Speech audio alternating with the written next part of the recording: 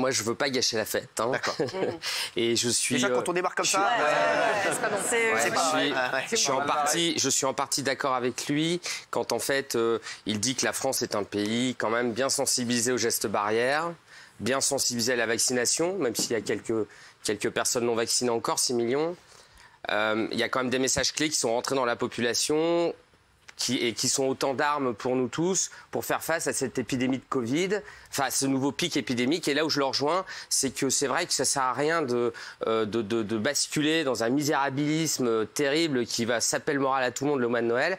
D'un autre côté, je dirais aussi qu'on peut pas se permettre d'être trop rassurant vis-à-vis de cette épidémie qui nous a déjà montré qu'il fallait faire preuve d'humilité. Par contre, il en parle un tout petit peu à la fin, Patrick Pelloux, avec qui j'échange et avec qui on est globalement en phase. Il oublie un truc fondamental, c'est que ce que l'exécutif ne dit pas très bien, parce qu'ils essayent d'éviter le sujet, que ce soit Olivier Véran ou le président Macron, il faut que les Français comprennent que l'état de la santé en France est inquiétant. Ah oui.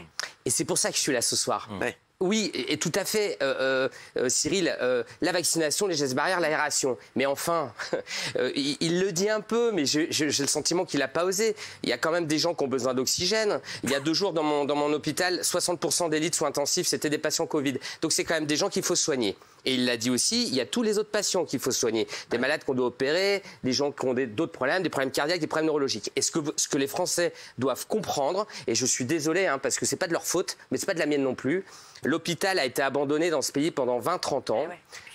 Voilà, une succession de politiques. On pourra disserter là-dessus, mais peu importe, le constat, on est tous pareils. C'est comme ça, c'est un fait.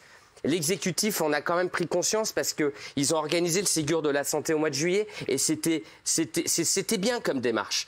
Le problème, c'est que dans les suites du Ségur de la santé, il y a les structures syndicales et les collectifs comme le mien, le collectif Santé en danger, on s'est rendu compte tout de suite que ça allait être la catastrophe. Pourquoi ? Parce que en fait, le Ségur de la santé, ça a été des améliorations, mais centrées sur l'hôpital. Et la santé en France, c'est aussi les cliniques, c'est aussi la ville. Et à l'hôpital, ça n'est pas que les professions qui ont été concernées, c'est des professions qui ont été oubliées, le médico-social, etc. Et le problème, Cyril, c'est que donc, 18 mois après le Ségur de la santé, aujourd'hui, si je suis là ce soir, c'est parce que les Français doivent comprendre que partout en France, il y a des services d'urgence qui ferment. C'est ça. Donc, qui ferment, hein, on ferme la porte. Voilà, on ne peut plus y aller. Il y a des équipes de SMUR qui sont fermés. Donc le SMUR, vous savez, c'est un médecin dans une voiture avec un infirmier, un ambulancier, et on va secourir une femme qui menace d'accoucher à domicile, ou alors un enfant qui fait une crise d'asthme, ou alors un monsieur qui va faire une douleur dans la poitrine chez qui on va suspecter un infarctus. Ça ferme. Alors, pas partout, mais dans beaucoup d'endroits. Le système de santé dont on a profité jusqu'à maintenant, je pense qu'il a vécu. Là, il est au bord de la rupture. Toute son organisation, l'hôpital, on l'entend parce qu'on ferme des lits. Il y a des médecins partout qui disent que c'est plus possible. Les urgences, on en a déjà parlé. La ville, en ville, il y a des gros soucis. S'il y a des gros soucis en médecine de ville, eh bien forcément, ça se répercute sur l'hôpital. En fait, il faut comprendre que ce système de santé-là, il a 70 ans, tel qu'il est actuellement. Et quand on regarde un peu la chronologie de son histoire, finalement, jusque dans les années 80, c'était pas trop la catastrophe. Et puis peu à peu, ça s'est effrité. Et ce qu'il faut comprendre, c'est que c'est un petit peu comme si on disait à une usine de Nike produisez 3 fois plus de chaussures Nike, mais nous, on va enlever la moitié des machines. En fait, on dit à l'hôpital en France, travaillez mieux, travaillez plus. Et en fait, oui, et voilà, pardon.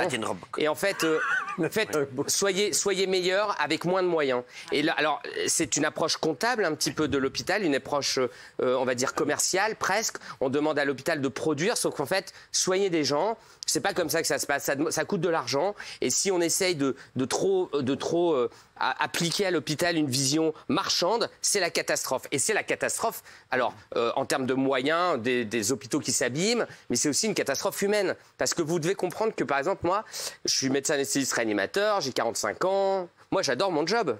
J'ai pas de souci pour le faire.